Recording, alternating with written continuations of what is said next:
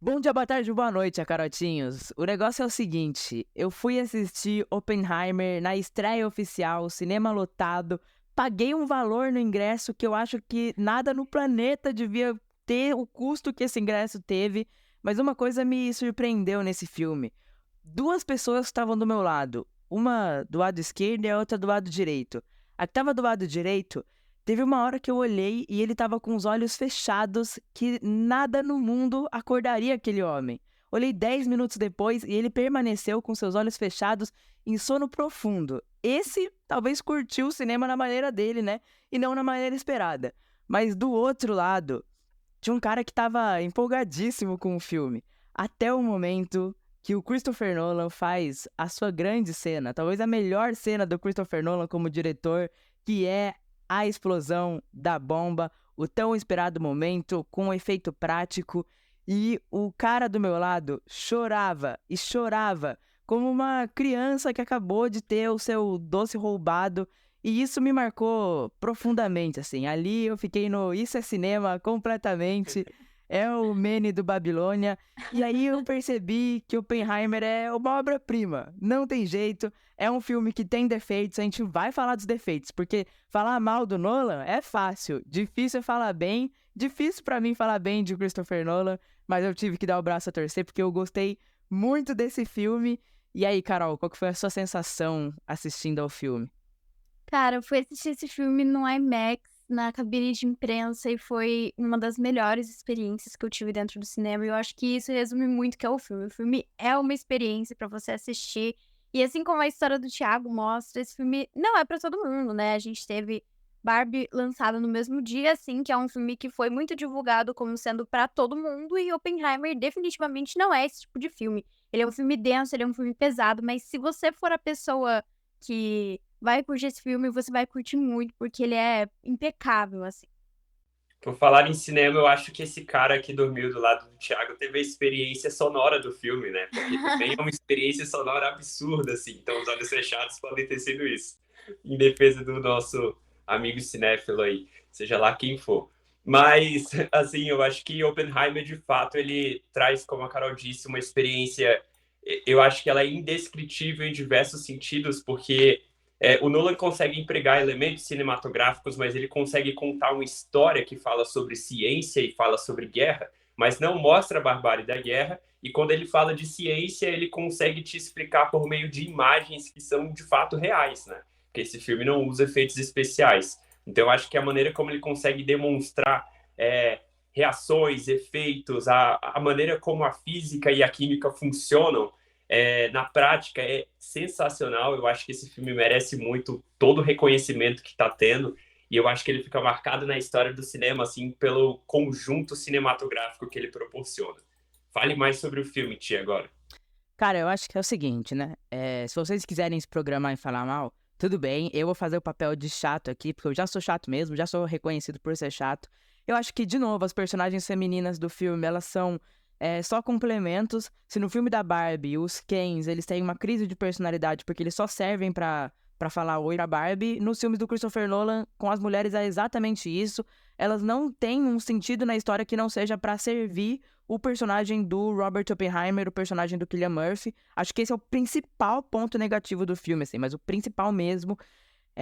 E não é um filme pra todo mundo total, assim. É um filme de 3 horas de duração, mas eu acho que o Nolan, agora falando bem, assim, do filme, ele subverte duas coisas em um no filme. Acho que é uma coisa muito característica do IMAX como um todo, que é, primeiro, o fato de que ele usa o IMAX, usa aquela tela gigantesca, mas não para fazer planos bonitos e só mostrar imagens grandiosas na tela, mas pra gente entrar dentro do rosto dos nossos personagens. Então, você tem uma tela gigantesca, você vai ver dentro da alma do Cillian Murphy, só com o olhar dele. Aí o filme é cheio de close-ups, que não é uma característica comum do Christopher Nolan. Eu acho isso genial. E quanto à questão do áudio, esse filme tem que ganhar o Oscar de trilha sonora, de tudo que for relacionado ao som, assim, é uma experiência impressionante, mas eu destaco que é diferente do que a gente espera, né? É uma coisa que acontece em Duna também, de enquanto ser um diálogo simples, só cientistas conversando e tudo mais, mas a trilha sonora dá uma sensação de grandiosidade para aquilo, que você começa a ter uma crise de ansiedade assistindo. Então acho que esses são meus principais destaques, assim, acho isso maravilhoso. Eu tive uma sensação quando eu fui assistir, que no momento que eu sentei na cadeira eu pensei: "Putz, né, que preguiça, assim, um filme de 3 horas, será que eu vou conseguir gostar do filme todo esse tempo? Será que vai ser bom, assim?". E por conta da trilha sonora eu fui surpreendida, assim, e torna o filme extremamente dinâmico, tipo, ela acompanha a gente do começo até o fim. E nos momentos em que a gente não tem essa trilha sonora, são momentos que são muito impactantes, que a gente tem aquele silêncio, assim, é realmente maravilhoso o filme inteiro.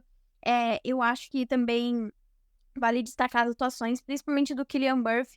O Ti falou muito sobre a parte dos close-ups, mas nada seria isso se não fosse a atuação dele. Se o Cillian Murphy dentro desse filme tá, assim, bizarro de talentoso. Ele consegue expressar tanta coisa pelo olhar dele, tanta tristeza, tanta melancolia, assim, você consegue sentir tudo que o personagem dele tem que sentir ali naquele momento sem ele dizer uma palavra, e isso pra mim é impressionante. Eu tô torcendo muito, assim, pra que ele esteja presente dentro da premiação do Oscar do ano que vem, porque de fato ele merece. Também destaco o Robert Downey Jr., que foi uma surpresa muito positiva pra mim dentro do filme. Eu realmente não estava esperando, mas ele é um personagem, assim, muito inteligente, né. É até difícil de descrever, assim, o personagem dele sem dar muito, assim, do plot, mas é impressionante, assim.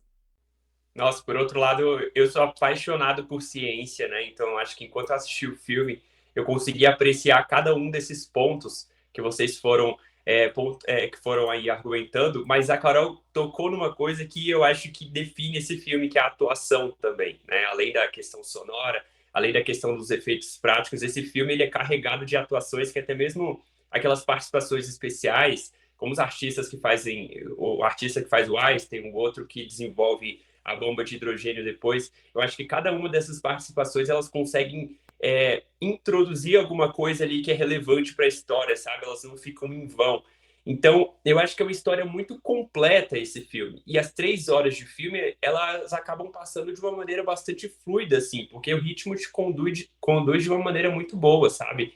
Mas, quando a Carol citou também a questão do olhar depreciativo ali do Cillian Murphy, é impressionante como no início do filme a gente vai notar isso e eu fico imaginando o que se passou na cabeça do Oppenheimer na vida real. É que a gente vê um cara que é completamente feliz e amante assim da ciência com todas as forças e a gente vê todo o resultado das consequências da bomba atômica na vida dele, né? O quanto ele se torna uma pessoa muito mais fechada, muito mais restrita em questão de sentimentos mesmo.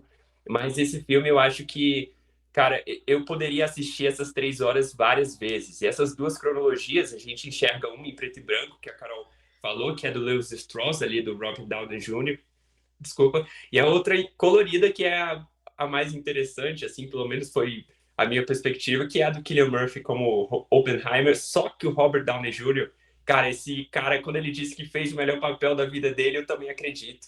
Porque a atuação dele é boa, você consegue. Sabe o Homem de Ferro? Você consegue detestar o Homem de Ferro desse filme, tá? Então eu acho que é tudo isso que ele consegue fazer e faz muito bem, assim. Eu acho que é legal que ele consegue fugir de ser o Homem de Ferro no filme.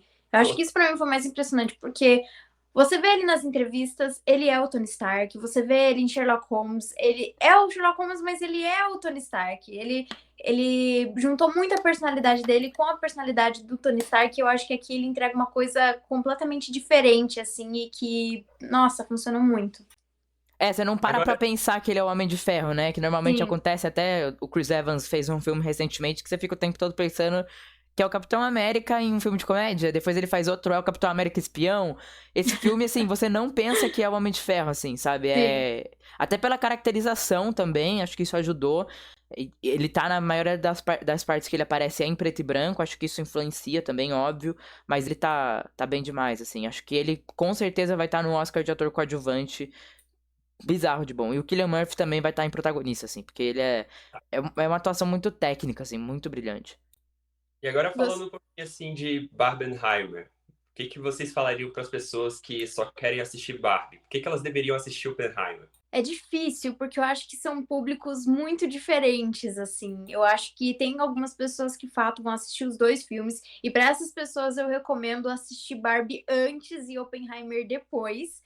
Mas Olha, eu acho que são públicos muito diferentes, assim. Então, se você talvez não é tão.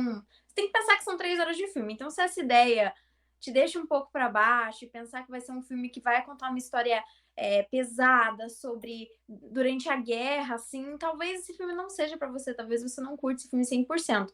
Mas se você quer assistir o filme, eu recomendo assistir o Barbie talvez no cinema normal e o Oppenheimer dentro de um cinema IMAX, porque vale muito a pena.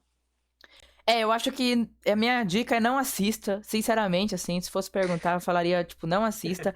Primeiro pra não assistir Oppenheimer mesmo, porque eu acho que esse filme, ele só vale a pena se você assistir ele em uma sala de cinema impressionante, assim, tipo, acho que nós três assistimos o filme no IMAX, mas eu fico imaginando eu assistindo em outro cinema e não sentindo o impacto que eu sinto nos grandes momentos do filme, assim, porque a trilha sonora é o efeito de uma bomba atômica na sua cabeça. Se você tá em um cinema que não tem o áudio tão bom, um áudio comum de cinema mesmo, já não consegue transmitir essa sensação do filme. Então eu já falaria pra não assistir aí.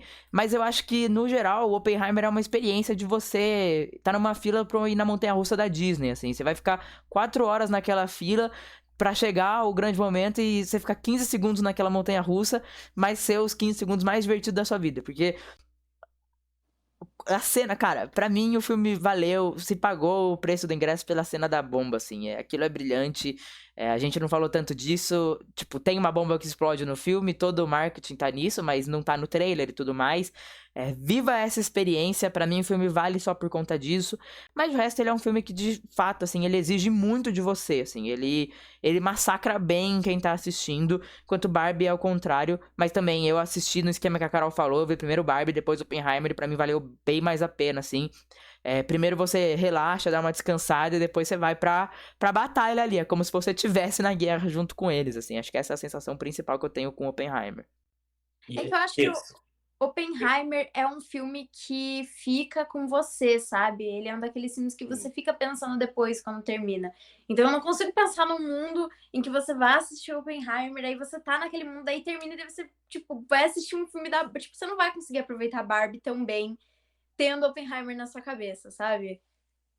Eu concordo, eu concordo. E a maneira como esse filme te coloca dentro de um relógio, que parece que ele tá te colocando dentro de uma contagem regressiva o tempo inteiro e você fica ansioso para que dê certo algo que não é bom, é a coisa mais absurda de todas, assim. Mas, gente, é isso. Eu acho que esse filme você deve ser visto, assim como foi Avatar 2, na melhor experiência possível de um cinema que tenha, sei lá, todos os equipamentos para isso, sabe? Porque esse filme de fato vale muito a pena e eu tô ansioso para ver aonde ele vai parar no Oscar, assim, o quanto ele vai conseguir chegar. Bom, gente, é isso. Se você gostou do vídeo, não esquece de se inscrever no Acarote. Também vai ter crítica de Barbie aqui no canal, então faça a maratona também de assistir os 2 vídeos.